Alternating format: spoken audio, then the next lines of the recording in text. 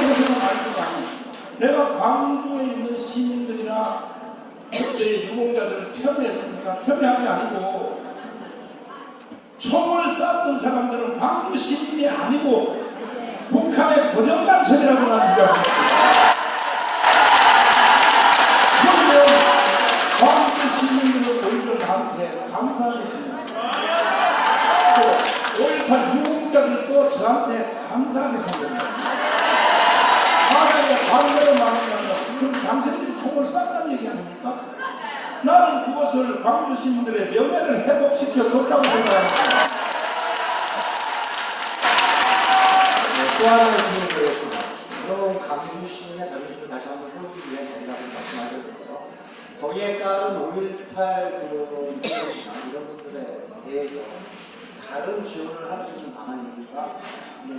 말씀해 주시죠. 저는 이미 그 제도가 만들어졌으니까 실제로 피해를 본 사람들을 재심의해서 그렇게 하면 저는 500명 중에 5,000명 중에 3분의 1도 안 될 거라고 생각합니다.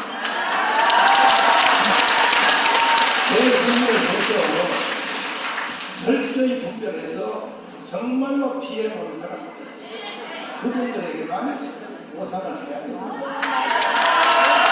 전체적인 이것은 어느 초에서 해야 됩니다. 6.25 전쟁 때 참여했던 사람들 보상하는 거, 또 제주도 사상 사건에서 민간인 중에 정말 억울하게 희생된 사람 그 수준에서 보상을 하고 끝을 내야지.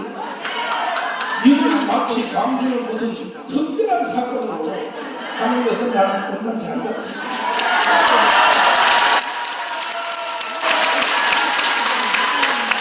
자, 다음을 질문 받겠습니다. 자, 질문하신 분. 오늘 질문 너무 잘했어요. 자, 질문하신 분. 될 수 있으면 방송기자분들 질문 좀 해주십시오. 저기 왜 먹고 싶어?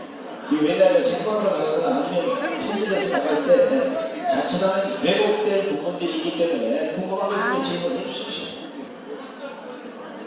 저기 손 들으셨어. 저기.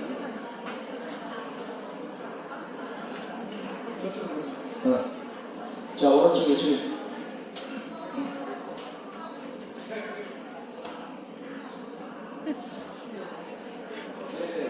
주요 방송사 KBS, MBC, SBS, 저BS 등이 질문을 해주시면 더 좋았을 텐데요.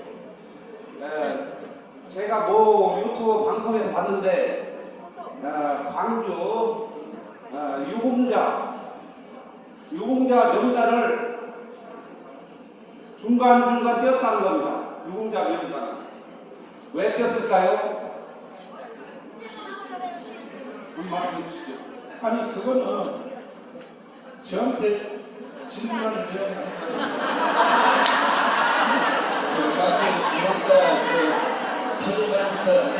이런 걸 깼다고 좀 얘기해요. 그거는 광주 5.18 기념 재단에 질문을 하시고 그래서 제가 질문을 안 하는 거예요. 예. 자, 아직까지 일반 시민들은 5.18 이것이 폭동이냐 사태냐 민주화냐 여기에 넣고 감론을박이 많은데 오늘 그 우리 조광 목사님 말씀을 들어보니까 상당히 이게 사태다 폭동이다 여기에 가까운 부분이 많은 것 같습니다. 그리고 분명히 북쪽에서 개입된 것 같습니다. 이러한 사실은 앞으로 조광 목사님이나 또 자유통일당에서 어떻게 투쟁하면서 5.18 명단을 까고 그리고 이것을 진짜 실질적인 광주 민주화 아니면 폭동 시민에 대한 그 피해 보상을 그쪽 사람들에게만 돌아가야 되는데 자 이상한 좀 5,000명의 사람들이 그 보상을 받는다는 것은 우리의 혈세가 너무나도 많이 낭비가 되는 것 같습니다. 그래서 첫 번째로는 목사님이 어떻게 투쟁할 것인가 이것하고 그 다음에 두 번째로는 또 질문이 하나 있는데 이 양산에 있는 문재인이하고 조금 이게 지금 그 모든 기자회견이 일률적으로 A4 용지 없이 그냥 쫙쫙 밀고 나오시는데 그 모든 것이 5.18은 5.18 정치적인 문제 이 모든 것을 그냥 한꺼번에 쭉쭉 밀고 나오는 그 힘, 그 동력이 어디서 나오는지 그것 한번 궁금합니다.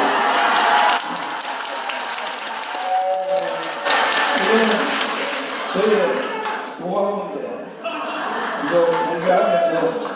비싼 건데 제가 공개하겠습니다. 제가 왜 이 선지자적 사명을 감당할 수 있냐면은 저는 한국 근대사에 목숨을 걸고 공부를 했습니다.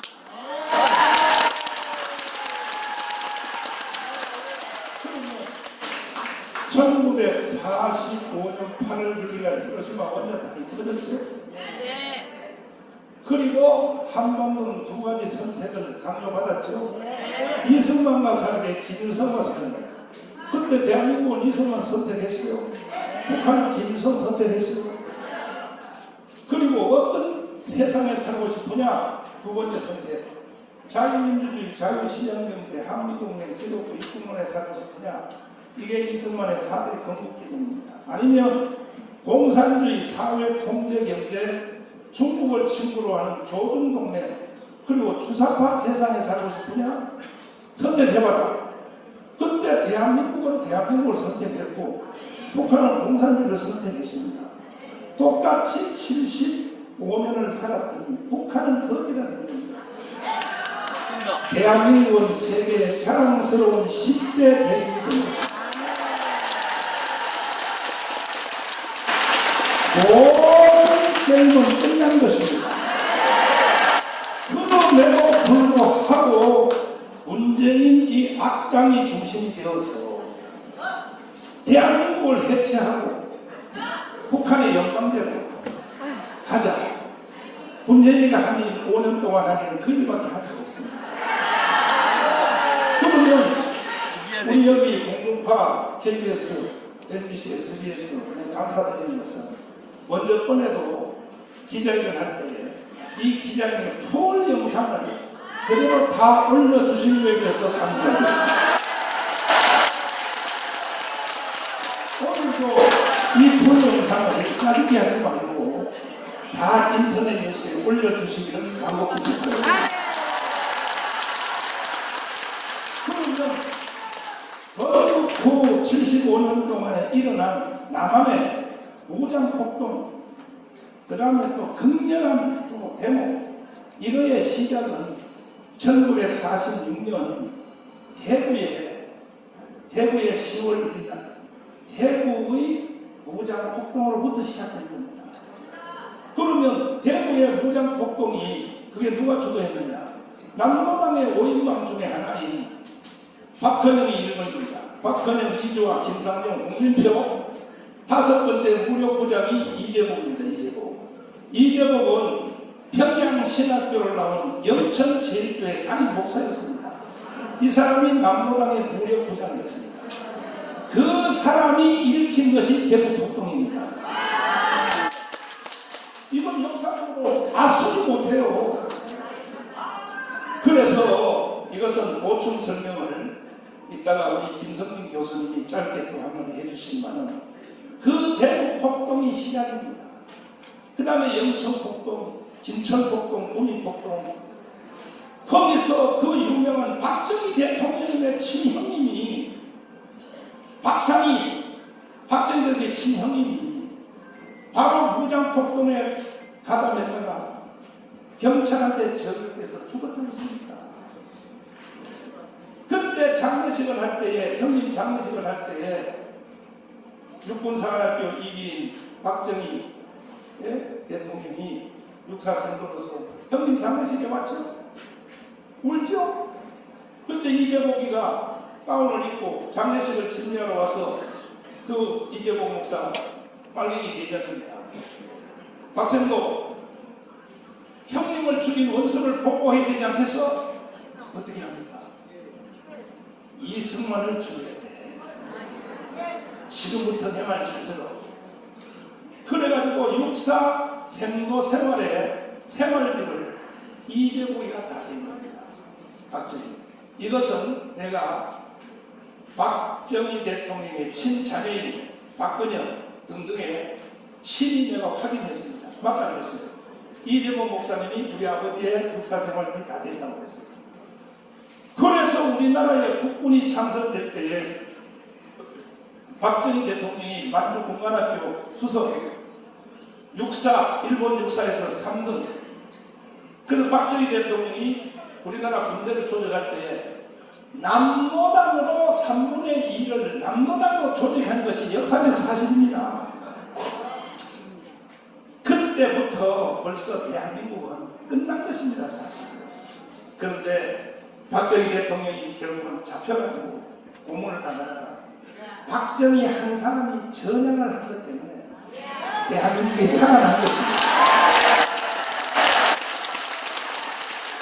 똑같은 좌파요 막노당인데 김대중 대통령은 그때 청년 전라남도 지부장이었습니다. 김대중 대통령은 동작동 무덤에 갈 때까지 전향했다는 흔적이 없습니다. 이 차이입니다. 김대중 전향 안 하고 죽었다. 박정희 전향했다. 이 차이입니다. 이 차이. 그래서 제주도 대구의 무장폭동을 벤치마킹하여 일으킨 사건이 제주도 4.3 폭동입니다. 다 연관성이입니다. 그 다음에 여순 반란 사건. 그러면 광주 사태를 어떻게 볼 것인가? 건국후에 일어난 모든 무장폭동은 북한이 개입을 했는데 광주 사태 하나만큼은 안 했다. 이건 역사의 반전식이 안 맞는 거예요. 역사의 반전식에 맞죠? 충분히 설명이 될 정도고 다음 질문 받겠습니다. 네. 광주의 보훈처를 지금까지 보훈처가 외면하고 있었는데 이제 5.18의 광주의 그 유공자들을 광주에서 이것을 심사할 것이 아니라 이제 정권 교체가 되고 윤석열 정부가 들어왔기 때문에 보훈처가 보훈부로 성격이 됐습니다. 그래서 이것을 광주에서 심사하는 것이 아니라 보훈처로 심사를 보훈부로 와서 심사를 하면 어떤지 목사님 말씀을 듣고 싶습니다. 그 조성 대표님은 우리 편인데 우리 편끼리 하니까 짜고 고스럽지는 않으니까 이것은 보훈처 장관한테 질문하십시오. 자, 다음으로 질문하겠습니다. 자, 질문 중에 저번에 정강 목사님이 광주 발언 이후에 여러분들의 보도를 봤더니 북한군, 북한 간첩 이렇게 표현하시는데 정강 목사님은 북한 특수군, 북한군, 북한 뭐 이런 거 안 했어요. 고전 간첩이라는 걸 꼭 기억하시기 바랍니다. 이게 재판에 상당한 영향을 미치고 있는 거기 때문에 북한 특수군, 북한 간첩, 북한군이 아니에요.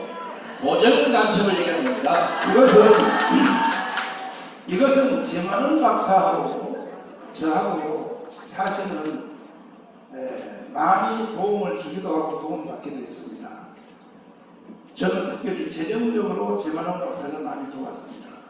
그런데 내가 어느 날 광화문에서 연설하다가 지만은 박사가 위대하지만 광주에 북한군 특수부대가 1개 대대 500명이 직접 들어갔다. 이건 나는 아니라고 본다. 어떻게 특수부대가 직접 들어오냐. 나는 고정강천을 했다고 한다. 했더니 심한원 박사님이 그날부터 나를 공격하기 시작하는데 여러분 유튜브에 다 보시면 알죠. 그래서 심한원 박사하고 나하고 원수가 됐어요. 그래서 내가 아니 특수부대가 왔다는 증거는 없는데 고정강천이 왔다는 증거는 얼마든지 있어요. 그렇게 발언하면 오히려 우리 자유우파가 큰 손해를 본다고 했더니 계속 고집 부리다가 지금 감옥에 가 있어요. 저는 특수부대가 절대로 왔다고 생각하지 않습니다. 우리나라 공수부대가 그렇게 멍청합니다. 그리고 나는 정호영 장군하고 밤새도록 대화해봤습니다. 정말로 특수부대가 들어왔습니까? 목사님, 공수부대를 알기를 어떻게 알아요? 어떻게 광주 외곽을 공수부대가 다 둘러싸고 있는데 북한 특수부대를 어떻게 들어옵니까? 절대로 불가능합니다. 이건 미국 CIA도 다 그렇게 말하고 있습니다. 하고 추가로 나한테 하는 말이 그때의 오대산의 정파감시소에서 나 이거 정보 공개 요청을 하려 합니다. 정파감시소에서 광주하고 북한하고 교통을 하는 교신을 하는 정파 해수가 5천 해성이 못해. 이게 정호영 장군이 나한테 말해준 거야. 나 이거 정보 공개 신청하라. 그래서 북한에 특수부대가 왔다고 하는 것은 그건 좀 지나친 생각인데, 한 가지 여기서 조금 더 추가로 추론을 할 수 있는 것은 뭐냐. 고정간첩이 한국에 와서 활동하면 기간이 2년이에요. 2년 만에 다시 북한으로 돌아가야 돼요. 돌아가서 훈련을 받고 다시 또 재파송하는데, 북한에 돌아가면 소속이 어디냐? 이게 정찰총무 군부대입니다. 군부대. 그래서 고정간첩이 북한 군대라고 표현하는 사람들의 말도 어느 정도 일리가 있는 거예요. 왜? 소속이 정찰총무니까. 그래도 저는 실질적인 북한의 특수군대는 왔다고 생각하지 않습니다. 이것은 고정간첩들이 한 짓이다. 조상님들 말씀하신 고정간첩은 80년 강주사태가 일어나기 그 전에 교신을 한 기록들이 지금 합참에 아마 있을 겁니다. 국방부 출입기자에게 연락을 하셨어요. 그 자료를 받아보시면 대한민국의 고정간첩들 당시 얼마나 많이 합격했는지는 수치로 나와 있습니다.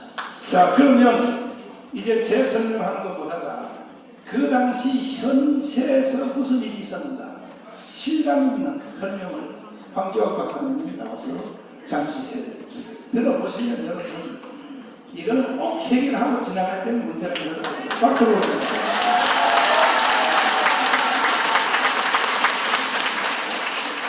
네, 제가 기시아논단의 황교안 대표입니다. 제가 목사님 말씀대로 실감 있게 하는지 모르겠는데, 제가 정 목사님께서 또 자꾸 이제 발언으로 인해서